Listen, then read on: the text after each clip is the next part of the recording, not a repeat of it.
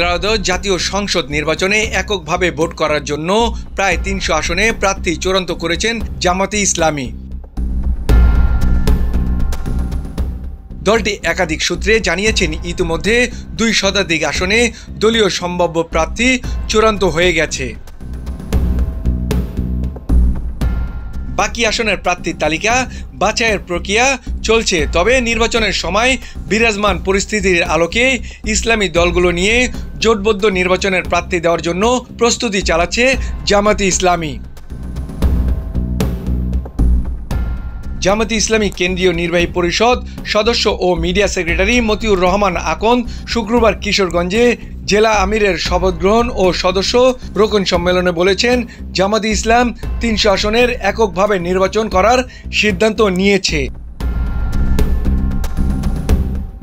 তিনি বলেন, আমরা যদি দেখি জোটবদ্ধ নির্বাচনী ইসলামী আন্দোলনের উপকার হবে আমরা যাব, তা না হলে যাব না। ইসলামের আদর্শকে জলাঞ্জলি দিয়ে দুনিয়ার স্বার্থকে সামনে রেখে জামাতে ইসলামী কোনো কাজ করবে না।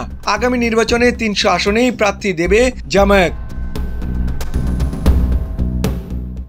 জানা যায়, অন্তর্বর্তী সরকারের পক্ষ থেকে নির্বাচনী কোনো সুস্পষ্ট নির্দেশনা না থাকলেও নির্বাচনী মাঠ গুছাচ্ছেন বাংলাদেশ জামাতে ইসলামী।